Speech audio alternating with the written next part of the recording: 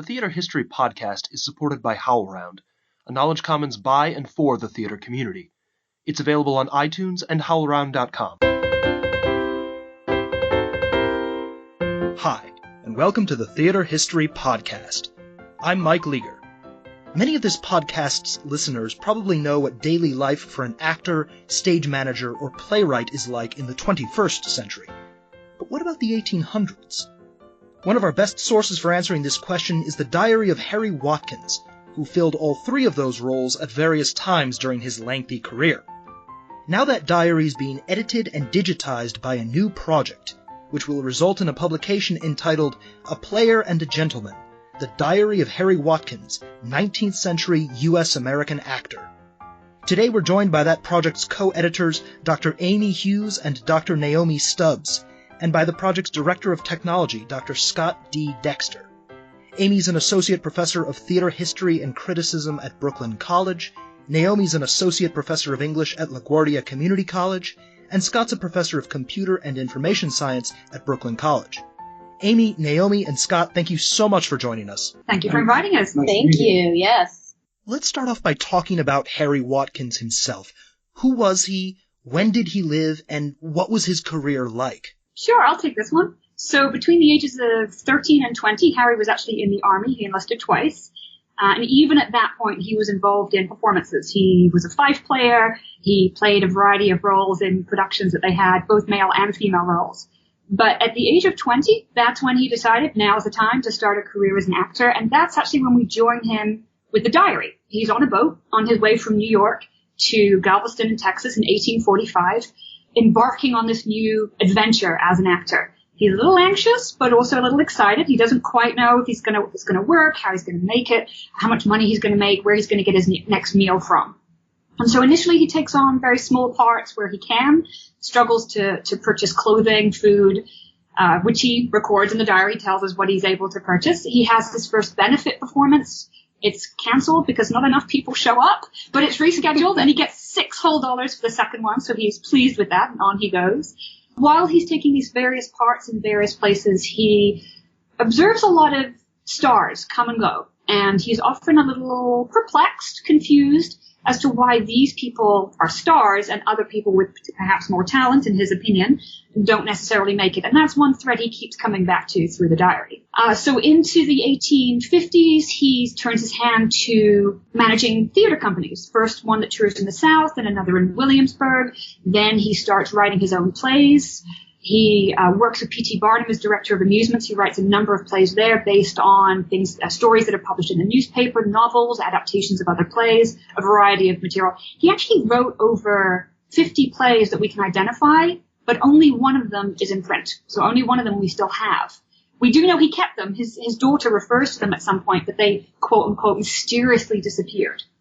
He gets married to an actress, Harriet Melissa Secor, and has 2 children, then gets divorced in 59 when the diary is silent, right? The diary was written during that year, but we don't have it. We know it was written. There are clues in the diary that tell us it existed, but it has disappeared. The volume. The volume has disappeared, yes. And then in 1860, we come back to the diary. He has at this point remarried. He's now married to Rose Watkins / before that she was Howard, before that she was Shaw. And they're in England on a starring tour. Well, starring in scare quotes, of course. His wife is received much better than he is. The diary ends mid-entry in 1860. We don't know if there are any pages after that point. But they do stay in the UK until 1863. Then they return to New York. His 2 sons by his second wife unfortunately die as adults. They die close together, but he carries on acting with his wife and his daughter, Amy Lee. They periodically tour, but mostly are based in New York, and he dies age 69.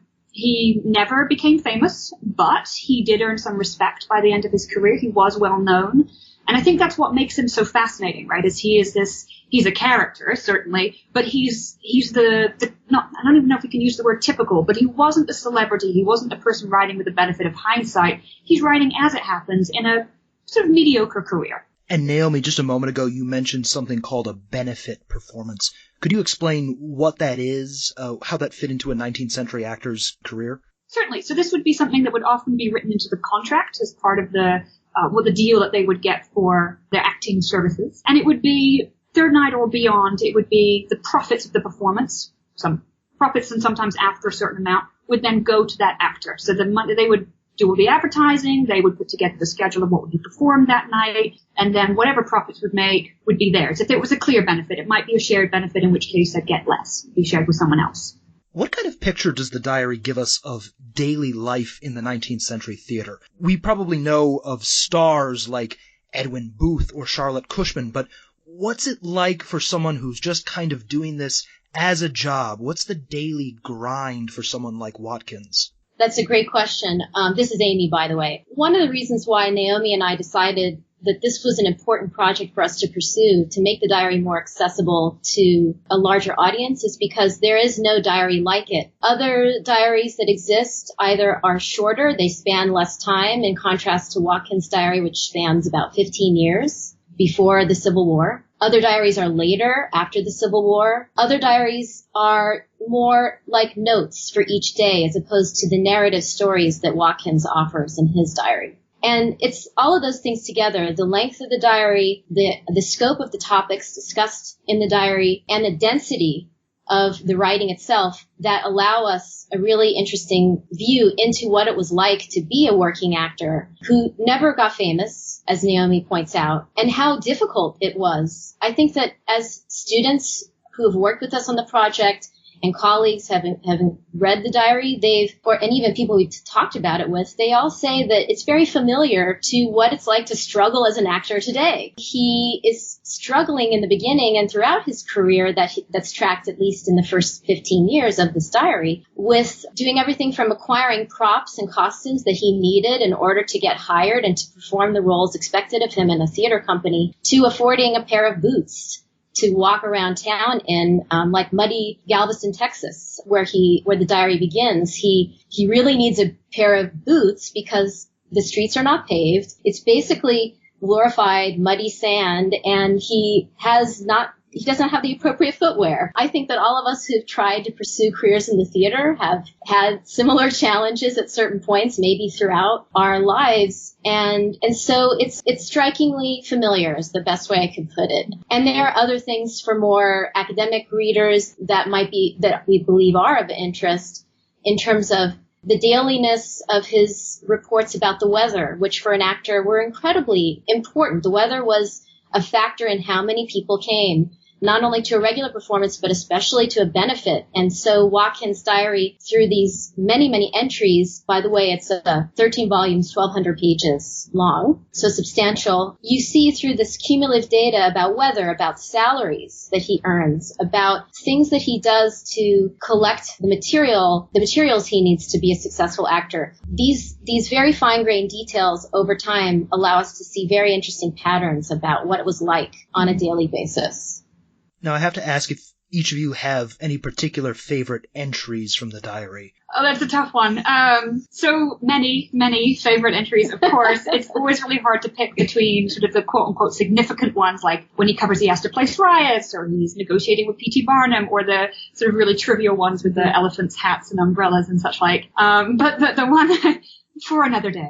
The one I think I'll share today would be the one where he goes to listen to Lucy Stone give a lecture on women's rights. And he is persuaded by her. He begins with, she's a very convincing speaker. I agree with her. Women should have equal rights. In fact, there are a lot of careers that are closed to women that should be open. Women, for example, would make excellent physicians. They are caring by nature. Actually, if she's too pretty and she tries to take a man's pulse, then she's not going to get an accurate pulse because his heart's going to be all fluttery. So maybe not a physician. And maybe she shouldn't be involved in the law. And maybe not in in courts, maybe not in the bars, maybe not, you know what, women already have plenty of rights. If they find themselves the right husband, he will give her her rights. So that's all they need to do. And you know what, she's got a pretty face and a passable figure.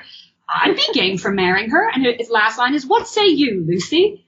And it's this delightful combination of the voice he has. You love him or you hate him, but you can relate to him while he's talking about something that we know about, right? We know academically about what was happening, but to have this way in through his voice, it's just so much fun. Yeah, and I have been really enjoying our truncated excerpts of Harry Watkins' diary through Twitter. I know, Mike, you know about this. We have Harry Watkins on Twitter, thanks to Scott, who's created an excellent program. You and all of us can, at 8 a.m. Eastern Time, every morning, get a little tiny excerpt, tweet length, from the diary. And it's timed so that this excerpt is 171 years ago today, Harry Watkins wrote blank. And so recently, I think it was June 8th, on the feed, Harry Watkins, this means that Harry Watkins wrote this in June of 1846. The excerpt on Twitter is, I bought myself a summer coat,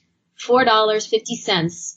I am too poor yet to buy a pair of pants. And I love this because it's another reminder of, like I was saying before, how much of a struggle, especially in these early months. This is literally about 8 months into his career professionally. He was just trying to get the basics. But even better was, and why I wanted to share this tweet with you, is because someone who we don't know, but follows Harry on Twitter, Peter Schmitz, who's in Philadelphia, he's an acting teacher, he wrote back to Harry Watkins. He said, hope it was a very long coat then. And I just love that. And that's what we're looking forward to when the diary digitally comes to fruition. And as we continue, we hope the Twitter feed and engage a wide range of audiences in different media with this very interesting text that gives us a nice, interesting, engaging glimpse of 19th century life, whether you were an actor, a manager, a playwright or not. Another, if I may, I'd also like to share one other thing. It's not a specific entry, but something I've learned from the diary and looking at it cumulatively on that note of profession. It seems to me, or what I've learned more deeply than I ever did before working with Harry's diary, is that we have these very specific delineations between actor, manager, designer, playwright, etc. in 21st century theater and for most of the 20th century in the U.S. And his career, Harry Watkins' career, really emphasizes how actually when you look more closely at what people did, those lines were very blurry. And so the entries in which he writes about composing plays, in which he discusses his struggles as a theater manager on tour, in which he discusses what it's like to manage a company of actors, it became very clear to us how this is a different time, even though his struggles are familiar, even though we can relate to him, we see something new through him, I think, more deeply, which is how much of a tight-knit community theater makers were and how they were jacks of all trades. And they knew how to market themselves for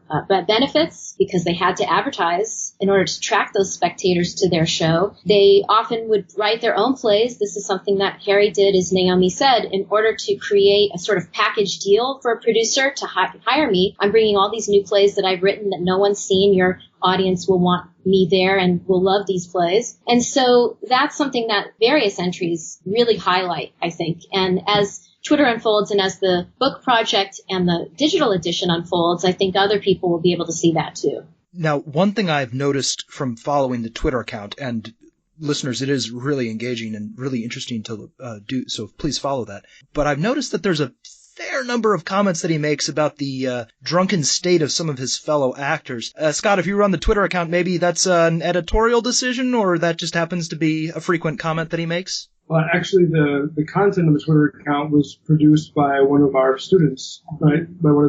So I actually went through the diary and highlighted them, and she typed them up. Right. So it was a collaborative effort. So I just wrote the code that spits the stuff out, but I exercise no editorial control over this.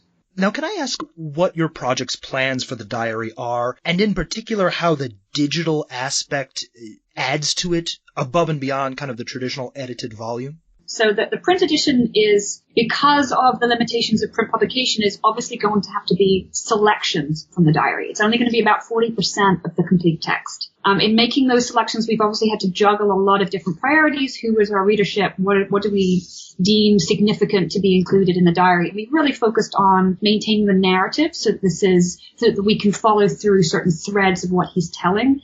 and eliminating some of the dailiness. So when he does just record the weather and what he did in the morning, the afternoon, and the time he was at the theater, typically reading, writing, walking, and theater 7 o'clock, eliminating those. In doing that, we're hoping to make sure that it's available then to scholars, certainly, and students, and to be used in a classroom, but also to be a very readable text. So this is sort of bedside reading as well. It's going to be annotated, so it will include things like noting things that have been deleted or added into the diary, because it goes back and makes changes after the fact. But it is taking a lot out, and that is why we really want and kind of insisted on having this digital edition to allow the full text to be out there. And so for the digital edition, perhaps I should pass it to Scott. Well, the details of how that will work are to be determined by collaboration with the publisher. But what we've been producing for the last several years is a digitally encoded piece of text with the intention that it can be relatively easily manipulated into whatever form the publisher needs to make it presentable on a website. So, the specifics of what they will want, what their framework is going to be, are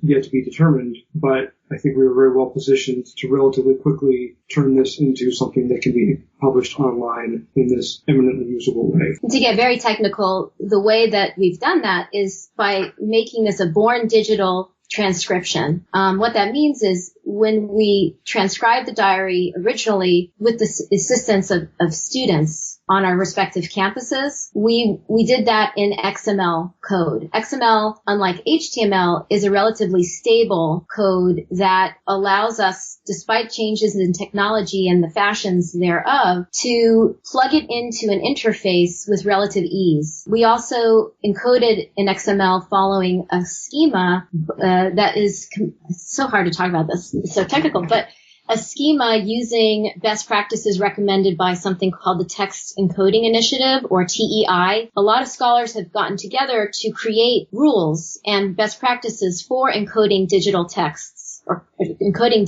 texts digitally, tagging them with these codes that will have more longevity, more sustainability than other kinds of code. So we're hoping that this will allow the transcription to survive long after other kinds of technologies have gone out of style. And one other thing with the coding that we've done, because we've coded what he actually wrote and then corrected. So for example, if he misspelled a name or a word, we've coded it so you can look at what he actually wrote or what the word should be. So if you're trying to search an entire text and he spelled the word wrong, you're not going to find it. This coding will allow researchers to be able to find the terms that they're looking for. Same with abbreviations. If he's abbreviated something, you can choose to look at the abbreviations, or you can choose to look at the expanded version. And if you're searching, you'll find it, even if he abbreviated. We'd be remiss to not note that University of Michigan Press has been very supportive of this project from when it was just an idea, and especially Leanne Fields, our editor. The project's under advanced contract with them right now, and we expect they'll publish the print volume in the next year or two, and then simultaneously we'll be working on the digital edition, and the idea is for that to be hosted on the Michigan Publishing website so that anyone can access it. Now, none of us are able to watch Harry Watkins perform. He lived in a time before video recording or anything like that. And one of the questions that this podcast keeps coming back to is how do we get the experience of someone like Harry? How do we recover that and try to begin to understand it? I'm curious, among the three of you, if you've come to any sort of revelations or discoveries about how using technology can help us do that, with theater history in this specific case, or just with history in general. It's a great question. That's a very good question, which I probably can't answer. But I can talk a little bit about what technology has meant to us, and maybe we'll get close to an answer to that question. I was reading not too long ago an article by a social historian, Steve Breyer, who pointed out that historians have been using computation to do history since at least the 1970s, which is pretty respectable in terms of the history of computing, at least. So using computers to do history is not the newest thing ever. But what it certainly does for us in this sort of 21st century ecology is I think it provides us new opportunities to generate, to disseminate, and to analyze this kind of historical data. So I think Twitter is a great example of the kind of dissemination that was previously not so easily imagined. But the other thing that's really made a huge difference to this project, I think, is the kinds of collaboration that the technology affords us. We've been able to coordinate the efforts of about 24 people over 4 or 5 years across several campuses of the City University of New York without necessarily needing to meet face-to-face or be working at the same time. So the technology has allowed us to do that, which is a kind of production that, again, we couldn't have done, even 20 years ago. And I would argue that without that possibility, there'd be no way for us to produce this, 1,200-page text and make it available, in the career of a single scholar. So simply that the amount of work we've been able to coordinate and extract from our students has been really remarkable. And it's worth noting that, technology in this case is not a labor-saving device at all.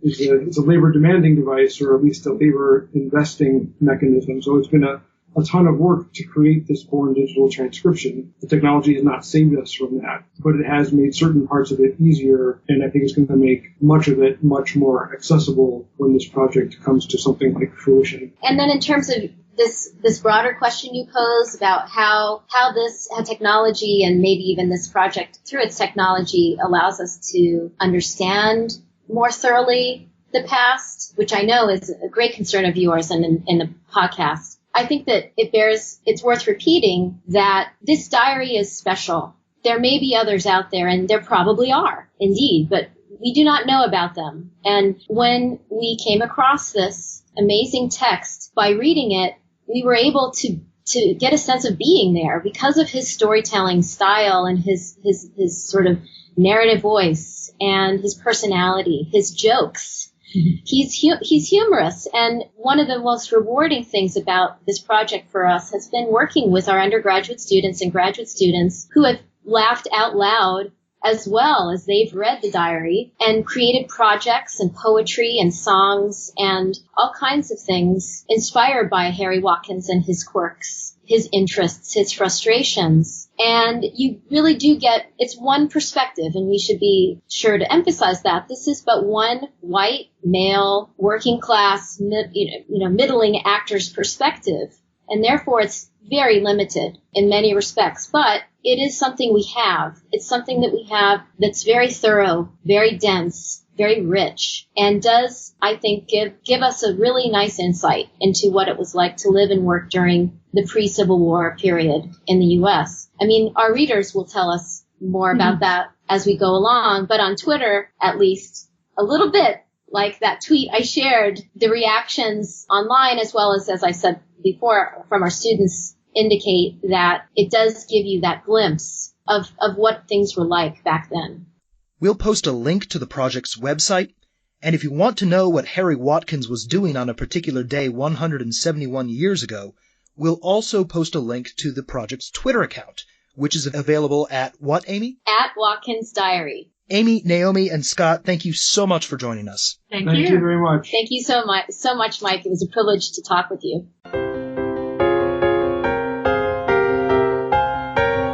If you'd like to continue today's conversation, please visit howlround.com and follow HowlRound and @TheaterHistory on Twitter and Facebook. You can also visit our website at theaterhistorypodcast.net, where you can find links to all of our episodes. A big thank you to the staff at HowlRound who make this show possible. Our theme music is The Black Crook Gallop, which comes to us courtesy of the New York Public Library's Libretto Project and Adam Roberts. Thanks as well to Tip Kress, who designed our logo. And finally, thank you for listening.